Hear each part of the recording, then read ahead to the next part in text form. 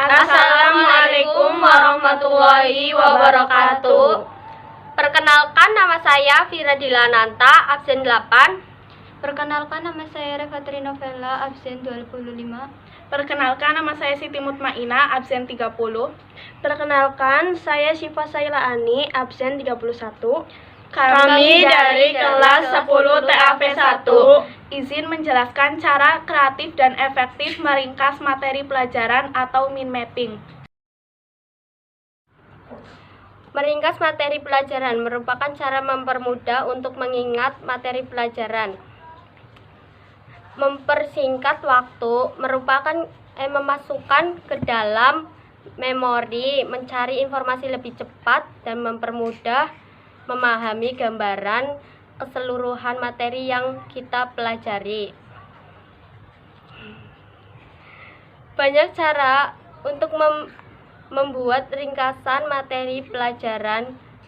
Cara tradisional yang dilakukan yaitu dengan menuliskan poin-poin penting setiap bab dan bab dari awal sampai akhir bab.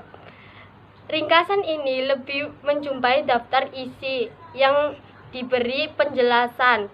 Cara ini bisa dilakukan oleh sebagian besar pelajar.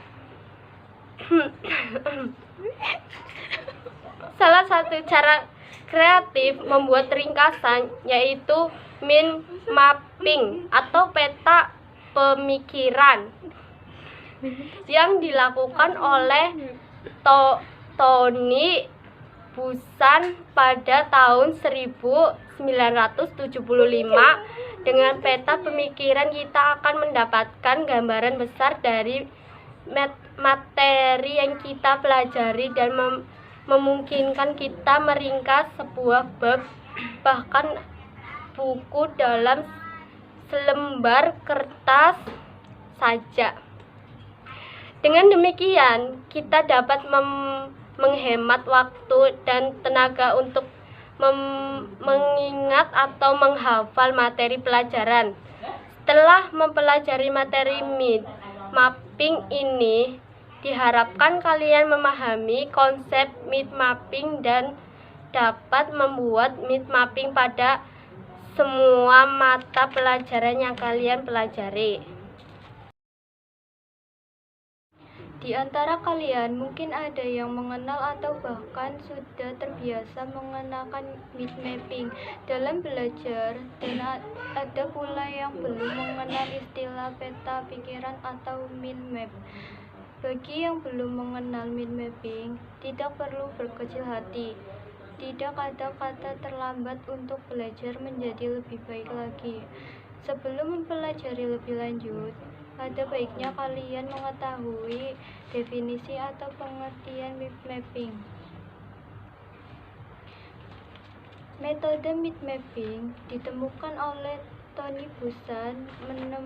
Menurut Tony Buzan, mind mapping atau peta pikiran adalah metode untuk menyimpan suatu informasi yang diterima oleh seseorang dan mengingat kembali informasi yang diterima tersebut. Mind map juga merupakan teknik meringkas bahan yang akan dipelajari dan memproyeksikan masalah yang dihadapi ke dalam bentuk peta atau teknik grafik, sehingga lebih mudah memahaminya. De Poster dan Hernanke menjelaskan, mind map merupakan metode pemanfaatan keseluruhan otak dengan menggunakan citra visual dan perasaan grafis lainnya untuk membentuk suatu kesan yang lebih dalam. Mind map terdiri dari 3 komponen utama, yaitu 1. Komponen sentral, pokok atau fokus pikiran atau isu yang hendak dikembangkan dan ditetapkan sebagai pohon. 2.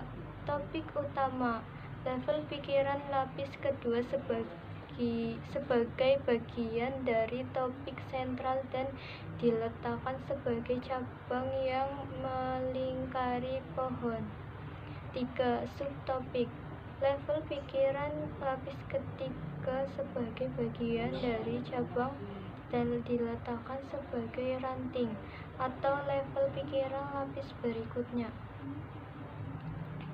Berdasarkan definisi dan ahli tersebut, di atas dapat disimpulkan bahwa mind mapping yaitu metode untuk menyimpan informasi atau bahan yang akan dipelajari dalam bentuk peta atau teknik grafik.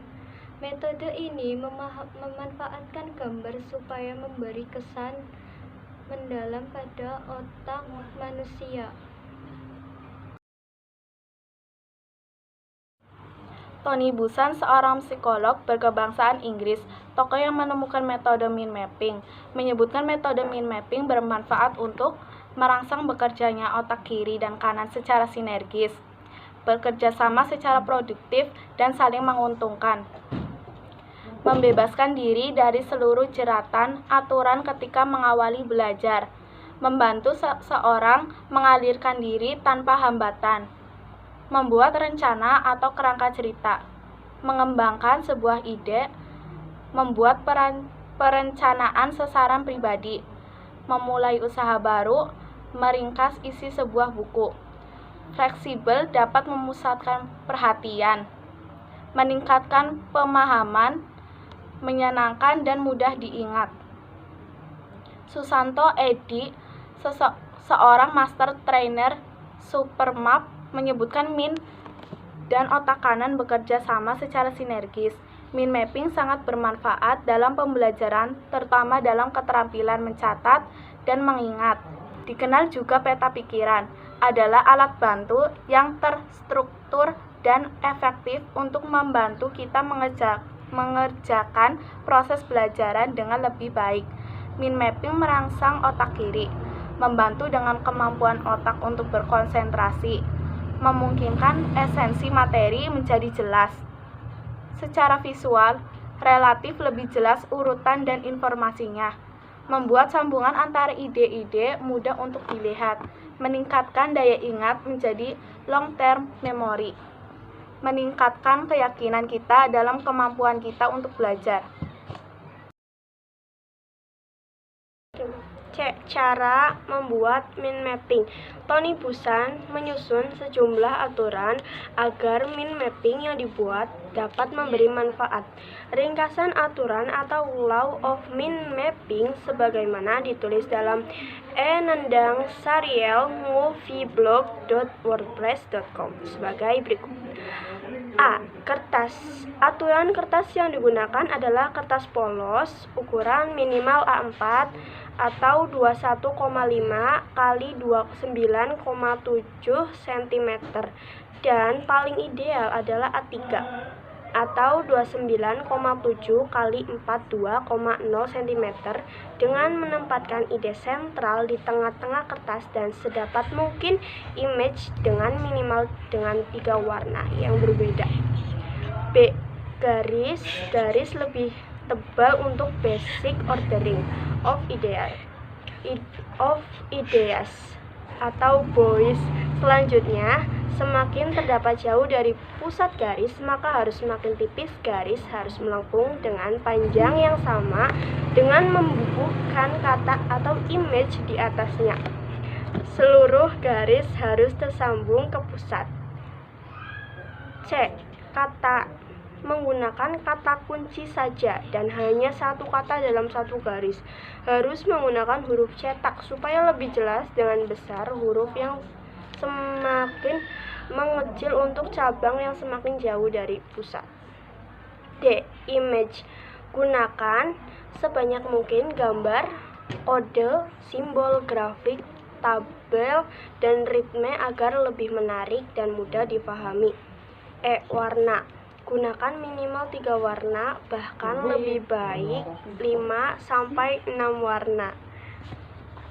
Warna berbeda untuk setiap bois dan warna cabang harus mengikuti warna BOIS. Hal ini akan lebih mudah jika dengan aplikasinya. F. Struktur. Menggunakan struktur radian dengan sentral topik terletak di tengah-tengah kertas. Selanjutnya, cabang-cabangnya menyebar ke segala arah. BOIS umumnya terdiri dari 2 sampai 7 buah yang disusun dengan arah jarum jam dimulai dari arah jam 1.